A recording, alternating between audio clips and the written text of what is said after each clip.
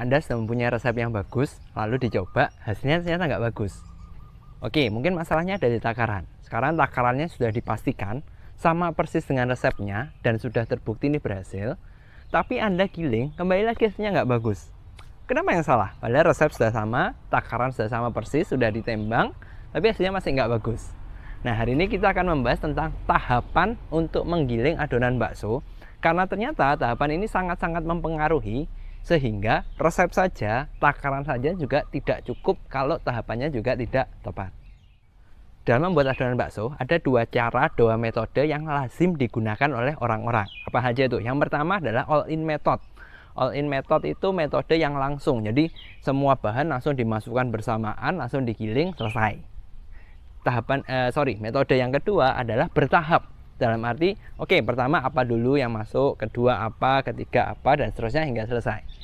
Dari dua metode ini, yang paling banyak digunakan yang mana? Jawabannya tergantung. Nah, kalau di luar negeri, di situasi yang benar-benar terkontrol, dalam arti mesinnya standar, lalu suhu ruangannya bagus, bahan bakunya baku semua, bisa menggunakan yang metode satu, all-in tadi.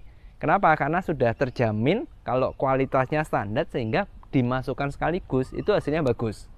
Masalahnya kalau di Indonesia saya rasa sih agak susah. Kenapa? Karena satu, proses gilingnya aja, mesinnya giling aja juga nggak baku.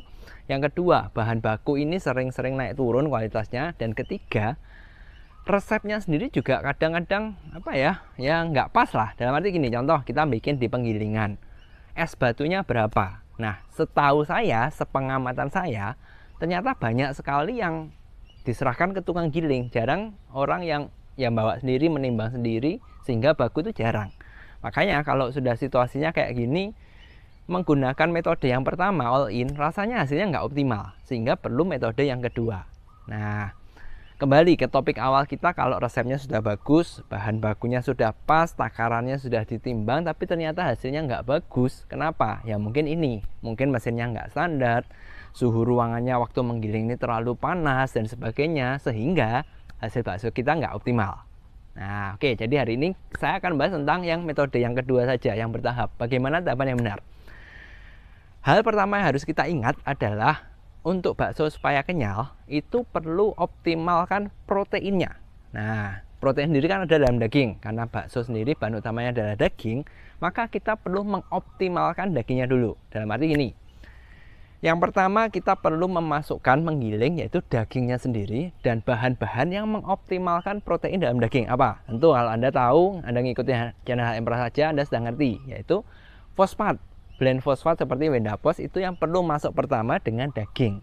Harapannya ketika ini digiling dengan daging duluan, mekanisme proses giling ini bisa mengoptimalkan kinerja proteinnya sehingga aktif, sehingga bagus. Nah, jadi tahapan pertama yang perlu kita ingat, daging plus fosfat seperti Wendapos. Yang kedua adalah garam, dan yang ketiga diberi sedikit es. Ini tahapan pertama. Kenapa? Ini minggu lalu saya sudah membuat artikel tentang fungsi cairan, dan jika Anda belum nonton, Anda bisa cek, linknya ada di atas, tapi khusus YouTube ya. Nah, Anda bisa cek di sana. Salah satu fungsi cairan adalah melarutkan. Fosfat seperti Wendapos itu sendiri kan bentuknya bubuk. Daging kan ya daging bongkahan-bongkahan gini. Kalau kita cuma menaburkan gini saja, kan tentu tidak rata. Kalau tidak rata tersebar, ya bagian-bagian yang kena fosfatnya ini yang aktif proteinnya, ya kan?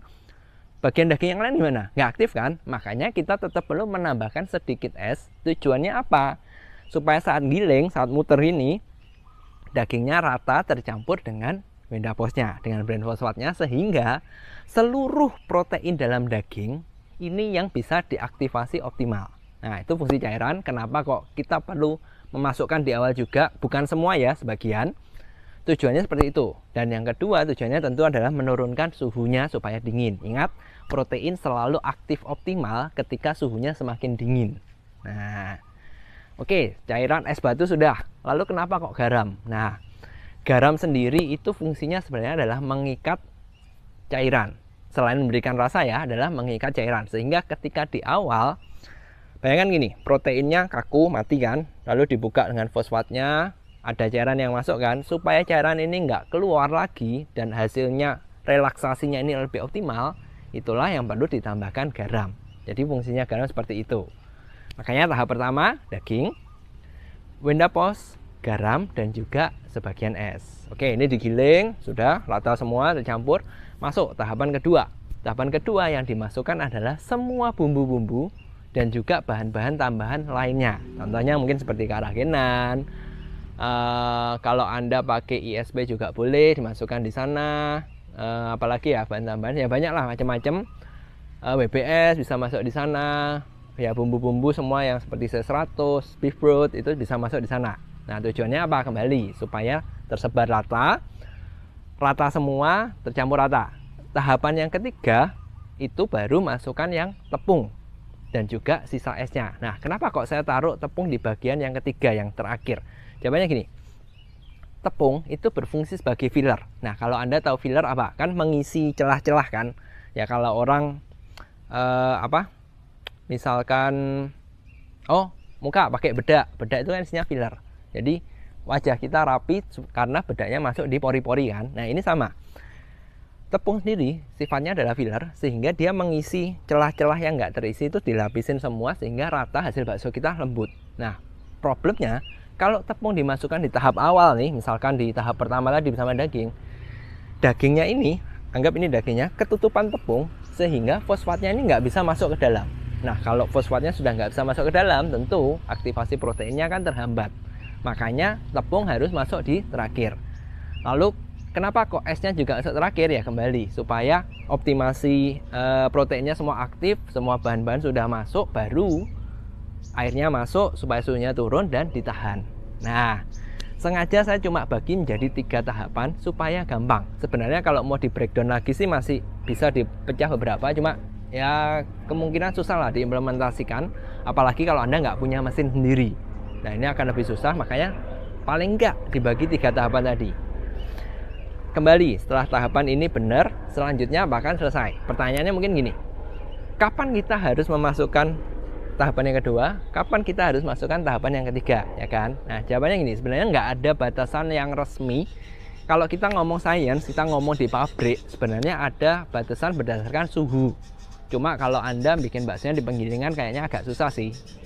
Gampangnya gini, kapan harus masukkan tahap kedua, kapan masuk tahap ketiga? Ketika Anda lihat, misalkan tahap pertama, balik lagi, sudah tercampur rata, sudah beberapa saat, oke. Anda masuk ke bumbu-bumbu. Nah, ciri-cirinya gini. Ketika digiling, biasanya kan dari daging itu jadi adonan tuh kalis. Nah, kalau sudah cukup kalis, sudah nggak terlalu nggak terlalu gelumpal-gelumpal, Anda boleh masuk ke tahap selanjutnya. Poinnya ini, hal yang mungkin kita ingat, kita mungkin semakin lama, mungkin semakin rata. Tapi ada masalahnya, kalau semakin lama kita menggiling, tentu suhunya akan semakin naik kan. Ketika suhunya semakin tinggi, semakin panas, aktivasinya nggak bagus. Makanya ada susah menjelaskannya sih sebenarnya. Ini butuh pengalaman, sehingga ya paling tidak kalau Anda sering bikin, Anda ngelihat, itu Anda tahulah ketika kalis itu sudah gimana, Anda boleh masuk ke tahapan ke selanjutnya.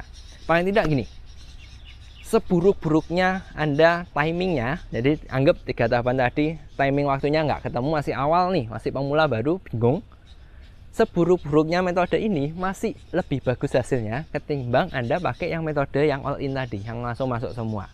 Jadi jangan khawatir, kalaupun Anda belum pengalaman, penjelasan saya hari ini juga nggak banyak membantu. Setidaknya Anda menerapkan 3 metode ini, hasilnya seharusnya masih lebih bagus. Nah seperti itu. Itu dari tahapan menggilingnya. Lalu tahapan yang terakhir, yang satu lagi mau saya tambahkan adalah tahapan saat merebusnya. Sebelumnya mencetaknya. Usahakan secepat mungkin Anda mencetak, dalam arti setelah selesai menggiling, oke Anda pulang ke rumah, usahakan secepat mungkin Anda langsung cetak. Kenapa gini? Hasil adonan itu kemungkinan besar tidak bisa bertahan lama. Dalam arti mungkin akan banyak struktur yang lepas, pembusukan dan sebagainya, sehingga kalau Anda semakin lama menunda-nunda, apalagi Anda masukkan di kulkas doang, Anda cetaknya besok, nah ini kemungkinan gagalnya jadi semakin besar. Makanya tahapan kedua yang harus Anda ingat setelah menggilingnya sudah oke, sebisa mungkin secepatnya Anda cetak. Nah setelah secepatnya Anda cetak, tentu yang terakhir adalah Anda harus pastikan proses rebusnya itu tepat. nggak boleh terlalu cepat, juga nggak boleh terlalu panas supaya nggak pecah. Oke, hari ini bahasan kita hanya tahapan. Semoga tahapan ini membantu, apalagi kalau Anda bikinnya di rumah atau mungkin Anda punya mesin sendiri. Tahapan-tahapan seperti ini yang tepat itu sangat krusial, karena anggap inilah bahan sama, takaran sama persis, Anda timbang sendiri, tahapannya berbeda, hasilnya itu berbeda. Oke, anggap Anda sudah ketemu resep yang pas, takarannya sudah pas, tahapannya kacau. Mungkin hasil bakso Anda sudah enak. Ya, anggaplah nilainya 8. Kalau tahapannya Anda ganti, Anda sesuaikan dengan yang pas seperti tadi, kemungkinan hasil bakso Anda bisa naik jadi 9 atau mungkin 10. Nah, itulah perbedaannya, sehingga harapan saya materi ini bisa membantu Anda untuk hasil baksonya lebih bagus lagi.